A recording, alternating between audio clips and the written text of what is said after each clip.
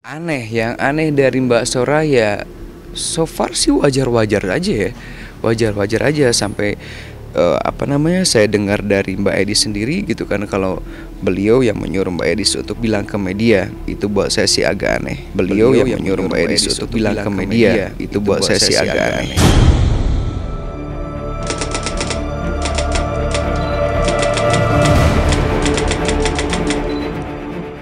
Simpang siur kabar pernikahan Soraya Abdullah dan Indra Bruggman kian membuka lembaran baru yang kian panas.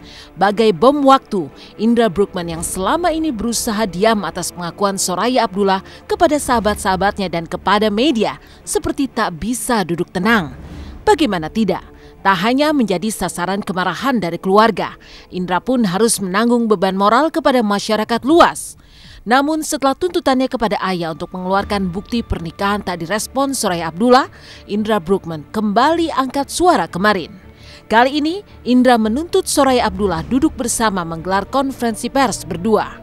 Namun terkait sikap Soraya Abdullah yang dinilai Indra aneh, mulai dari meminta Edis Adelia untuk mengabarkan pernikahannya kepada media, hingga mengaku sendiri tentang mahar dan cincin nikah.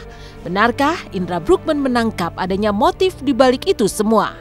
Mungkinkah ini hanyalah sensasi yang berusaha diciptakan ayah di hadapan publik sebagai kendaraan baginya untuk mendongkrak pamor usaha bisnis travel yang baru didirikannya beberapa waktu lalu? Kalau motif mungkin sebagian orang sudah menduga ya, sudah sudah tahu lah, nggak perlu saya sebutin gitu maksudnya apa. Tapi ya saya berharap Mbak Aya, kita duduk berdua, kita ketemu sama rekan-rekan wartawan, kita jelasin ke publik masalahnya seperti apa. Itu kan yang dipertanyakan tuh.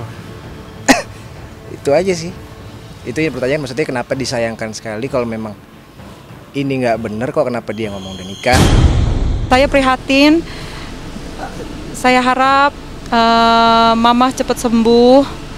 Saya minta maaf dari dalam lubuk hati saya nggak pernah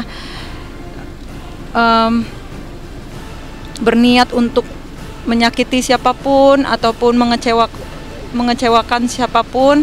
Saya sangat sedih atas kejadian ini. Mamanya Indra sakit. Saya benar-benar minta maaf kepada beliau dan seluruh keluarga Indra. Kalau memang minta maaf karena kesalahan-kesalahan, ya kita maafkan. Tapi sekarang kan bukan masalahnya minta maaf dan dimaafkan, tapi lebih ke bukti. Kita minta bahwa ini menjadi jelas. Kalau memang ada pernikahan, ya tolong dibuktikan saja mana gitu, ada foto lah setidaknya saya nggak minta macam-macam, foto aja.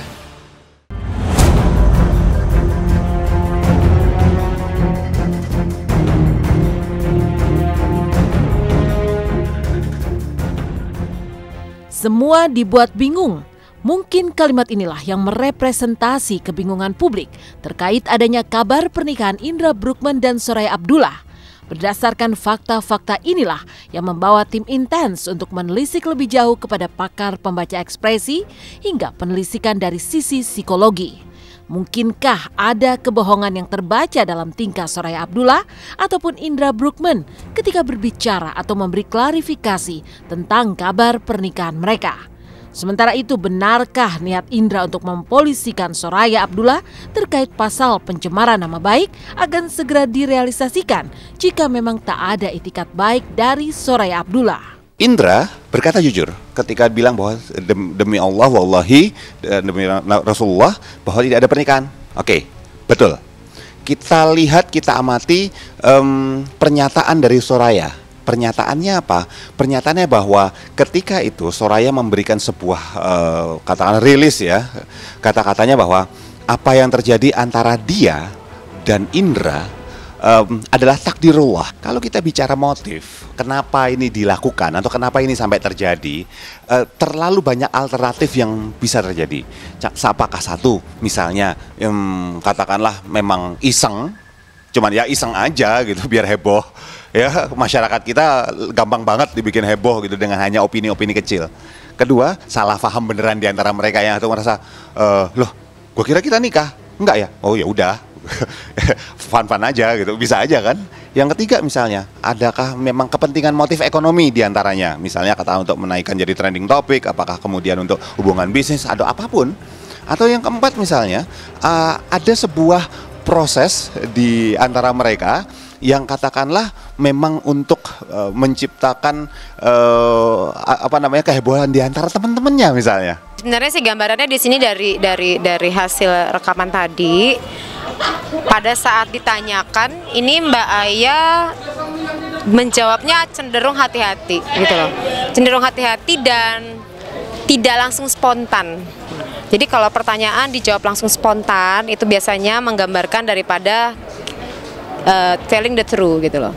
Sesuatu hal yang memang benar adanya. Tapi kalau sampai tarik nafas, kemudian menjawabnya hati-hati, itu ada sesuatu yang perlu diperhatikan gitu loh. Sebenarnya sih bisa aja saya laporin ke polisi. Cuman masalahnya begini, kita kan awalnya dengan niat baik ketemu, kita kan temenan, sahabatan. Ya ayolah kita selesaikan masalah ini secara kekeluargaan. Itu juga saya dan keluarga sudah memaafkan. Tapi kan masalahnya sekarang bukan memaafkan dan dimaafkan, tapi perlu adanya klarifikasi.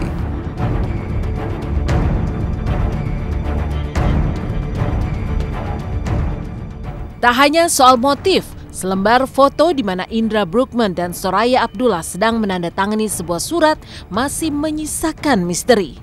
Sementara itu di tengah teka-teki hubungannya dengan ayah, Indra Bruggman dengan tegas mengumumkan statusnya yang masih single. Benarkah Indra Bruggman khawatir tak ada wanita yang akan mendekatinya karena heboh pengakuan Soraya Abdullah? Lalu benarkah pula cinta Soraya Abdullah kepada Indra Bruggman sebetulnya bertepuk sebelah tangan? Kisahnya hanya di Intense sesaat lagi.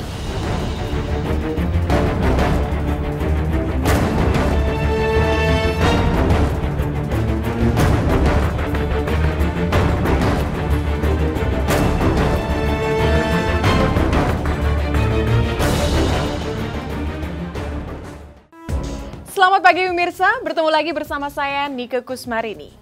Di tengah simpang siur kabar pernikahan Indra Bruggman dan Soraya Abdullah, Indra justru menegaskan bahwa dirinya masih single dan siap untuk dilamar siapapun.